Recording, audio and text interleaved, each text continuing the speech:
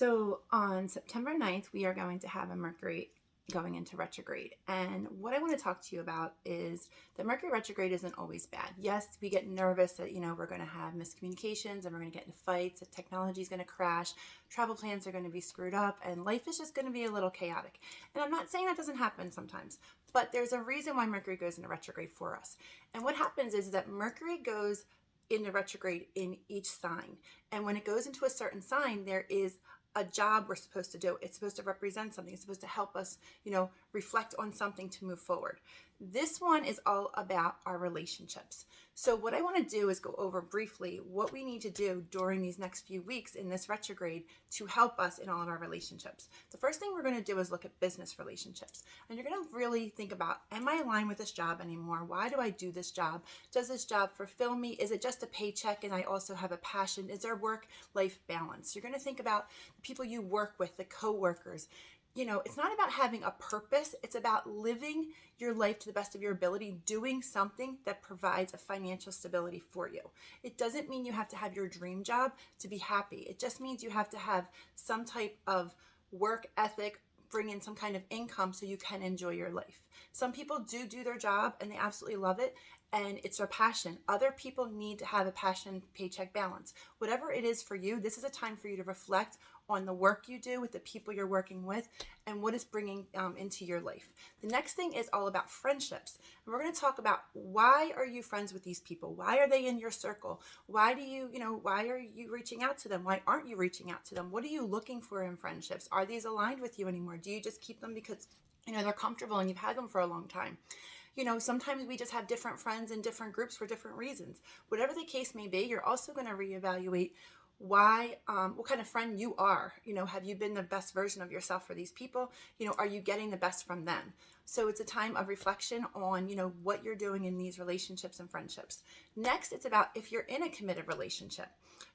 There are ebbs and flows in every relationship. And again, this is a time to reflect. Am I putting all I can put into this relationship? Am I receiving everything that I'm supposed to receive?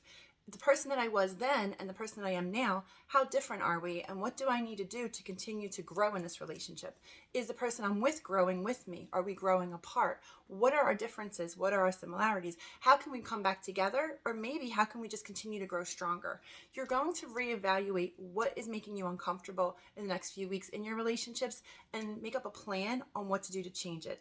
There are going to be some people that will take this time and they'll actually continue to grow, get stronger, and move forward. But there are a lot of people that might actually realize that there is no alignment and this doesn't work, and they may end up breaking up. Whatever the case may be, this is a time for you to really think about the importance of this relationship in your life. And the last piece of this is if you are dating. If you are dating, this is a huge time for self-discovery work. And what I like to do is give my clients a homework assignment, which is write down 30 things that you want in a partnership. Now, I learned this from a healer over in Sedona several years ago. But what I do is put my own spin on it. And I ask you to not only write down 30 things, but circle all of the things that you're asking for, but not necessarily receiving back. And what that does is it shows you how unaligned you are with what you're asking for and what you're actually doing to get it. This is a time for you to think about, why do I want a relationship? Am I looking for something to complete me, or am I looking for something to complement me? What does somebody coming into my life really mean to me? What are my views on marriage? What are my views on children? What are my views on dating? What role do I want to play? What role do I want them to play? It's a huge time for you to reflect on what a relationship means to you and what you want to do to get a relationship. Again, there are going to be computer malfunctions, and your phone might not work, and your voicemail might get screwed up, and you might have some miscommunication with people. There are going to be some travel issues and probably traffic, and you might even feel overwhelmed and anxiety and have all these crazy panic feelings in the last several days, sleepless nights. But there's also a lot of synchronicity, a lot of things that are happening exactly how they're supposed to, a lot of angel number signs and seeing birth dates and seeing feathers and picking up the quarter and hearing that song, because all times when we have these huge spiritual openings and awakenings and Mercury retrogrades and anything planetarily, literally we also bring in that new intuitive energy that heightens our senses and helps us to know that no matter what, we are actually on the right path. We just might need to reflect on how to get back on it.